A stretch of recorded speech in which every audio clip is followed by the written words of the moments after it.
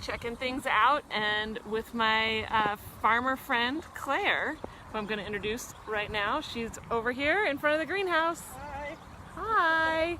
And she has a huge stack of books that she's going to talk to us about. I'll give you the spine so you can actually see them. Sorry, I can't. No one can see the hair. So take it away, Claire. Talk to us about these books. Well, first of all, hi, I'm Claire. This is Orchard Gardens. I'm the manager here. And first, so you get an idea of where we are. So this is Garden City Harvest's smallest neighborhood farm. We're on about an acre. We do a little over a half acre in vegetables, and we have an orchard in the back. And we're on the site of a low-income housing complex that is a homeward project, which is these buildings over here. And these were built in 2005, and basically when they built them, they put a lot of the parking under that big red building that's in the view right now, and they basically gave Garden City Harvest all of the space that would have been a parking lot had they not put it underground, and we lease it from them. We have a 99-year lease, and we pay like a cent a year or something. Is that right? Yeah, I think it's $1. $1 a year to rent this space from them. And yeah, we grow about 25,000 pounds of food here, and like the other Garden City Harvest farms, we have a CSA, and we also grow. So that's like a little bit of a rundown of this spot.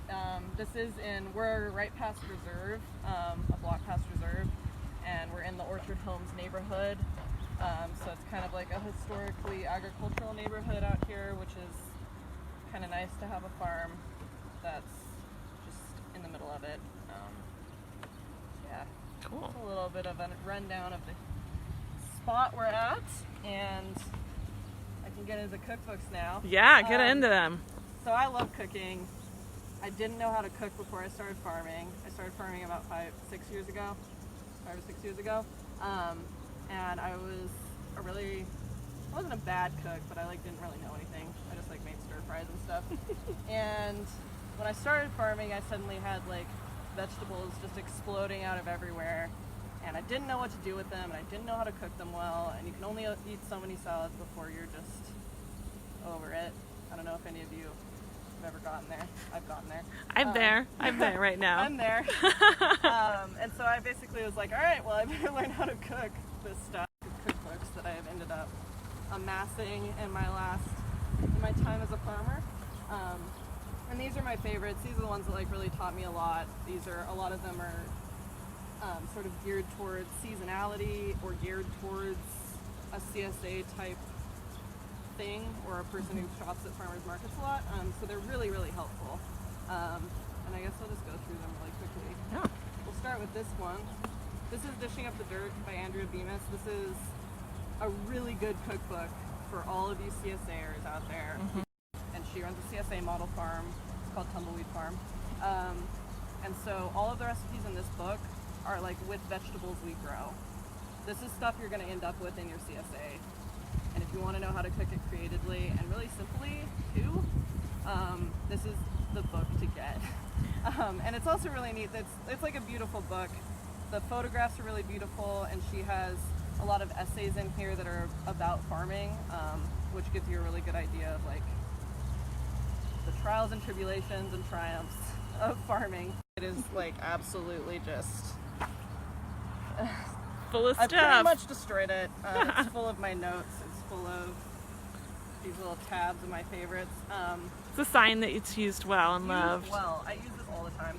That's my favorite one too, of all the ones you reviewed. Yeah, it's I great. love it and so it's much. Just some of the stuff we're gonna get into is really fun to have, and has really good recipes, but maybe not you just got home from work and you wanna whip something up quick. Right. This is your whip something up quick book. Kohlrabi fritters. Mix it with egg and onion and fry it. It's not that hard. Awesome. Anyway, great recipe. And beet butter, which sounds really weird. It's so good. Sounds pretty. It's beautiful. It's so good. That's this book. Next, we got Tender. Woohoo! hunk of paper. Carolyn from the Peas Farm, some of you might know her, she calls this the sexy vegetable book, which is because the way Nigel Slater like writes about vegetables and cooking them is in this like, it's just like so sensuous and like moist, and it's kind of like he gets pretty deep. It's really fun to read, but this is also a fun book because it's kind of a chronicle of his home garden and his efforts to grow his own vegetables. And so there's a lot of stuff in here that is actually really helpful to home gardeners too. Like he talks a lot about like pests and disease and how to deal with them, and like his preferred like cultivars and types of stuff he likes to grow. And it's honestly like a pretty good handbook for gardening along with post. But I love making chocolate beet cake. If you haven't tried that with your beets yet, there's a way to get rid of the Carolyn agrees with you. She actually, when she handed me that book, said, because she would let us borrow it, like, yeah, she was talking about the beet cake and how the description in there is particularly funny. Yeah, that's a good description in here. Yeah. I've made a lot of chocolate beet cakes in my life. His recipe is the best I've ever made. Wow. I can say that with this much authority as a person who's made a lot of beet cakes. I believe you. And then we've got the Ottolenghi's. Is that how you say his name? I think so. I think so. Ottolenghi? Ottolenghi? Yeah. He's the Plenty and Plenty More guy and the Jerusalem guy. I have Plenty More here and Simple, which is his newest cookbook. And this one is something, I haven't actually cooked out of this one. This is Genevieve, she brought it. But I've cooked out of Simple, I've cooked out of Plenty and Plenty More. And they're like really beautiful recipes and really like creative ways to use vegetables. And I said this also in the blog experiment, and get your kitchen probably really dirty. This is a good book to go to because the recipes are oftentimes kind of complicated, but they're very unique and delicious, and like ways to use vegetables that you've never thought of. And you learn a lot while you're making them. So like cooking through some of these recipes has definitely like improved my cooking abilities a lot. Cauliflower cake in this one, it's really good. Cool. I would recommend it. The thing about Simple, supposedly, I haven't cooked out of it again, but Heard that it's simpler. supposedly it is the name where they have fewer ingredients. They're not quite as like weird ingredients. He has some weird ingredients that he calls for. And they're supposedly, most of them take 30 minutes or less and come together easily. So if you're like interested in trying out some creative, maybe Middle Eastern inspired dishes, but you don't want to like hunt down tamarind paste and kashik and whatever else he calls for in that book, maybe you should look at this one. Seasons. This is one of my favorite vegetable cookbooks. This one, and also actually Dishing Up the Dirt, is really helpfully arranged by season. And so like this one obviously is called 6 Seasons because he splits the year into spring, early summer, midsummer, late summer, autumn, and winter. And look at the color on the spine. It's oops, you can't see it.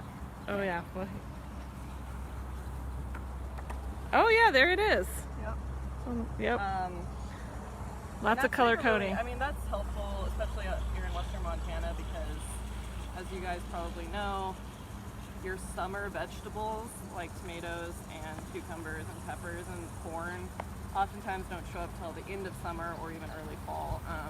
And so these recipes do a really good job of celebrating the stuff that comes early in the summer, like this time of year where there's zucchini starts coming out of your ears, and there's broccoli and cauliflower and still some of the spring greens. And so if you're like struggling to get through some of the stuff that we're bombarding you with now, this is a really good cookbook. See if I can find it. Claire has a blog post about this, and she talks about the Vignoli. It sounds amazing, and you can use almost any spring green in that recipe. I don't know if I'm going to be able... Oh, there it is. Oh, so pretty. How tasty it looks. And this is a great one for all season. I can't even tell you the number of times I've made it this year so far, but you can use it with the spring mustards. It's a great way to get rid of those spicy mustards if you're not a fan of those. It calls for like escarole. Is that how you say that? I think so, yeah. Escarole. Endive. calls for that in the book. And so you can use that, you can use spinach, you can use, I've made it with both kale and chard, and it gets you through a bunch of kale and a bunch of chard like nothing. So if you're been struggling to get through those bunches or are not a super big fan of chard, I'm not a big fan of chard, but I made it in that soup and it was delicious. So I'm trying it tonight with my kale. It's so good. I love this soup. He is put a lot of cheese on the top. All right. Except for you can't eat cheese. I'm gonna use vegan cheese on the top. I'm sure that would work. Yeah. If you can't eat cheese, it'll still be good. It's delicious though. Yum, And yum. he has some other really good ones in here too. I can't remember which one I mentioned. I mentioned some others in the blog post that I like a lot. But he has some great recipes for tomatoes and corn, great recipes for early spring greens and turnips. Seemed like a lot of people didn't know what to do with their turnips at our CSA this year. There's some good ideas in here. Oh, good. I'll shut up about this one now. It is your favorite. Then we've got Alice Waters, Art of Simple Food. Classic. This is classic. This is the first cook who basically like taught me how to cook in a lot of ways. And I think people like have certain ideas about Alice Waters and her being like uppity or whatever. But this is true to its name. It's like very simple, very like basic cooking, and a lot of it is making really good use of vegetables, as is her trademark. And it's nice because it's split into kind of like a, I don't know how to describe it, but like kind of a teaching section where you're like, there's a lot of recipes for basic things that you can sort of extrapolate off of. Salads, vegetables, collections of recipes in the back. And the vegetable section of this is great. And yeah, it's just a good cookbook to have, kind of as a basic cookbook, but also really good for vegetable cooking. Yeah. So, She has a unique way of writing her recipes too, where there's like she doesn't just list out the ingredients and then get into it. Almost like I kind of like it. She writes, here, I'll find that example. Marinated chard, another way to cook it. Oh, nice. So she almost writes it like a story that you follow. And I find it really easy to cook that way. Mm-hmm. It is, you do kind of have to like read through the recipe to get your ingredient list, which I think some people might get annoyed by that. But I find it really easy to follow her recipes. Yeah. She taught me how to cook a chicken. Yeah. Roasted chicken. Roasted chicken? Mm-hmm. You need to know how to do that. Especially a free-range chicken, which can be a little tougher. Yeah. Yeah. No, she's awesome. She's got you. You want to know how to cook something? She's got your back, man. And then last but not least, yes. This is a vegan cookbook. It's not, I mean, obviously it's vegan, so it's plant-based, but it does have a lot of recipes that have like tofu or tempeh or, other like meat substitutes in it. But it also has a ton of really good vegetable-based ones. And so if you're like a person who is interested in trying out vegan food or trying to be vegan, or you're just trying to like reduce your meat consumption, this is a really good book to start with because it's simple recipes, super easy to follow, fun to read through because they are like, there's a lot of swear words. It makes it a fun time. However, if you're cooking with children, maybe avoid this one. It's great for like your college age group, my age people. As you can see, I've got a lot of stuff marked in here. I like this cookbook a lot. There's a breakfast greens recipe in this. It's basically just braised greens, but it like turned me into a greens for breakfast person, where previously I was like, get that away from me. No, thank you. I do put eggs with it when I make it. And then they have a red pepper. They have this like red pepper pasta sauce in here that calls for silky tofu to make it creamy. And I like wait every year. I use our Jimmy Nardello peppers, which you will have in your CSA come like August, hopefully. So good. And they're super, super sweet. And I wait for those to be ready to make like a massive batch of that. And then I freeze it for 1 sugar or 2. So those are great.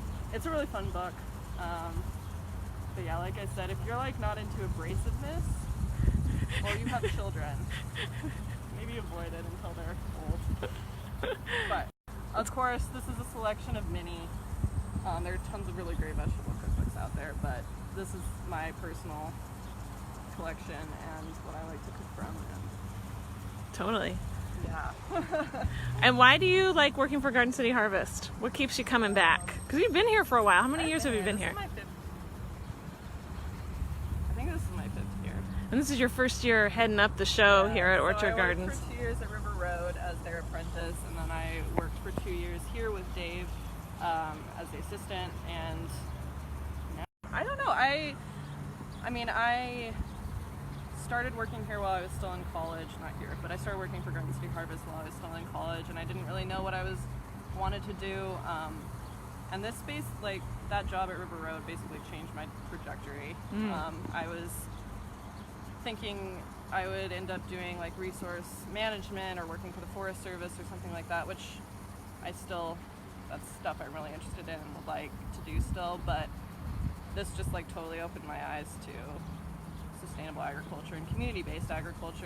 I like added on an environmental studies minor and did a bunch of time at the Peas Farm, and yeah, it's just, I mean, I think that obviously sustainable small-scale agriculture is really important, and it's like one of the ways forward and like having these skills and knowing how to do it, and all of that is really important. But the thing about Garden City Harvest that makes it so great is the community-based aspect, and I really care about that. I think that's another of the only ways forward is we have to be like more community-based. We have to be involved in the partnership with Homeward and this housing complex that's right here. I think that food access, that's probably my like the hill that I die on when it comes to like the thing that's most important to me. Food access and food justice and food equality. And so we're able to serve like a lower income community here. We're the only farm that you can buy your CSA with SNAP benefits, and we also do a sliding scale share so that people pay differently based on income, and it's only available here, which I think is really important, that we have those services with Garden City Harvest, because we do, part of our goal and part of our like what we exist for is food access. And we also set up a farm stand alongside our CSA every week where residents who live here can come shop, and they get half off vegetables. And then we also have like some regulars from around the neighborhood who will come and buy stuff too, and that's nice to just kind of like meet the neighbors. And it's nice to get involved with people from like, yeah, there's a lot of people here who really enjoy that. We also have a community garden, you can see it behind me, and about half of our community garden plots are rented by people who live here, which is nice because they don't really have a lot of yard space to garden themselves. So yeah, I don't know, I really like this site, and I think that whole aspect is really important, and that's probably what keeps me coming back. Awesome. City Harvest specifically. Yeah, I just love the community-based aspect, and it's good people. Good people in this organization. Right here, yeah. Well, Claire, thank you. It's been so fun to talk with you. Yeah. I hope you guys get cooking. We're going to get cooking. See you next week.